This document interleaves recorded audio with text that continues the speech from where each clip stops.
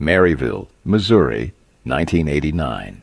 A Japanese company known for motorcycles and jet skis quietly opens a small engine plant in the American Midwest. There's no press conference, no launch event, nothing that says this matters.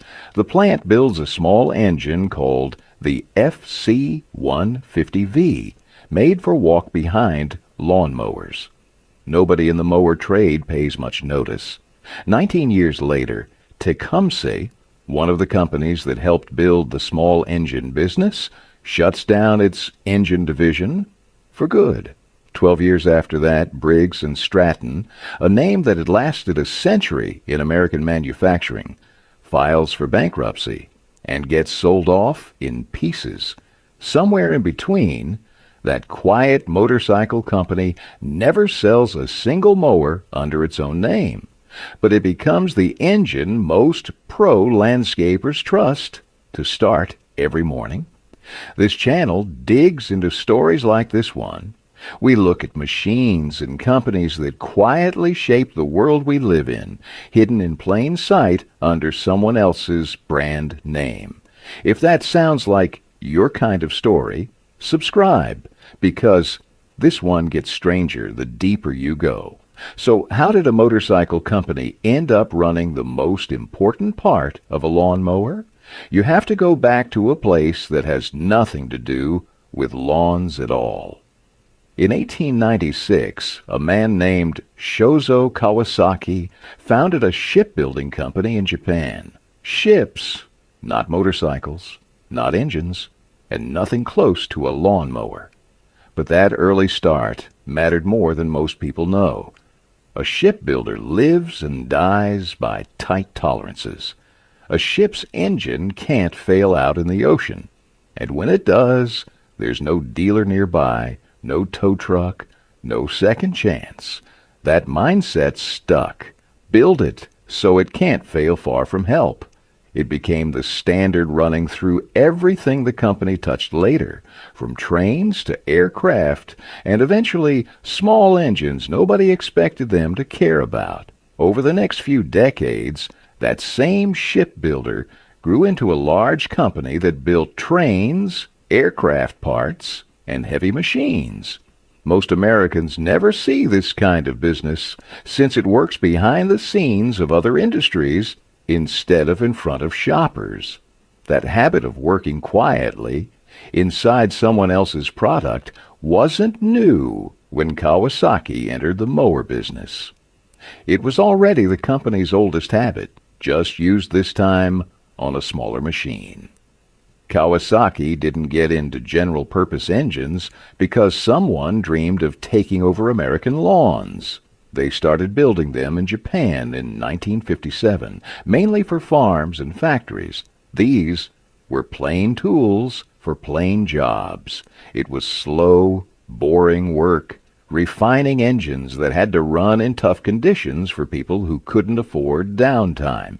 That years of hands-on work became the base for something nobody in the American lawn care world saw coming. When Kawasaki tried to enter the U.S. outdoor power market in the 1980s, it hit a wall. Briggs and Stratton had been building American engines since 1908. Tecumseh had been building small engines since the 1950s, after decades already spent as a top maker of refrigeration compressors. These weren't just brands. They were the whole foundation of the industry. Every mower dealer, every hardware store, every farmer who ever pulled a starter cord trusted those two names without a second thought. A Japanese engine badge on American equipment looked, to most buyers, like a risk nobody needed to take. Dealers had spent decades stocking parts and training mechanics around those two names. Switching suppliers meant retraining staff, restocking shelves, and betting on a badge nobody in the shop had ever touched before. Kawasaki didn't fix that problem with something flashy. They fixed it the slow way, by building trust from the ground up. In 1974, They opened an assembly plant in Lincoln, Nebraska, built to put together motorcycles for the American market. That plant grew to more than 1,000,000 square feet of factory and office space. To doubtful dealers, that was proof this wasn't a company just testing the waters, ready to leave at any moment.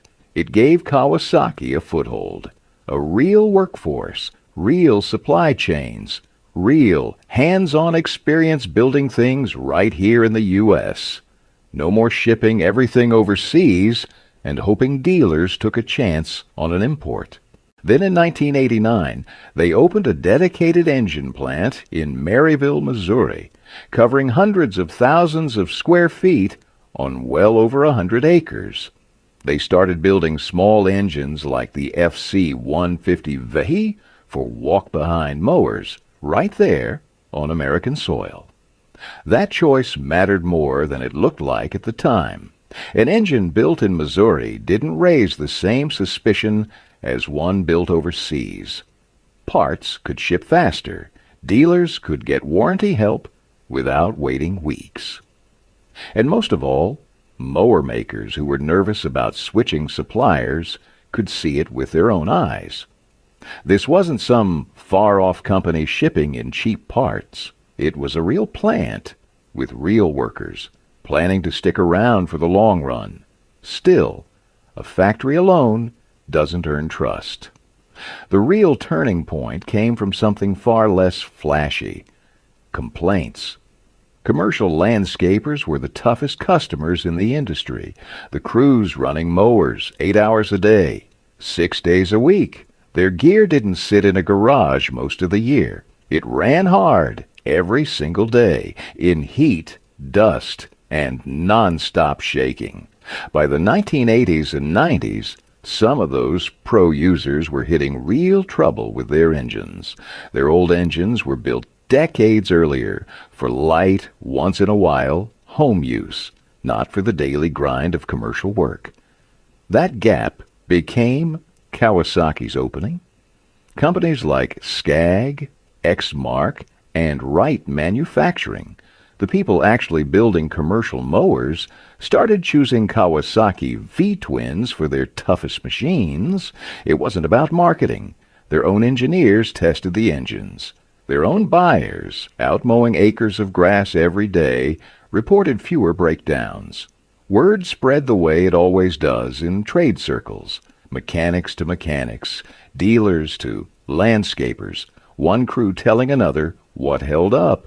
What made the Kawasaki engines different wasn't some secret formula. It came down to a handful of choices built around one simple idea: designed for the worst day, not the average one.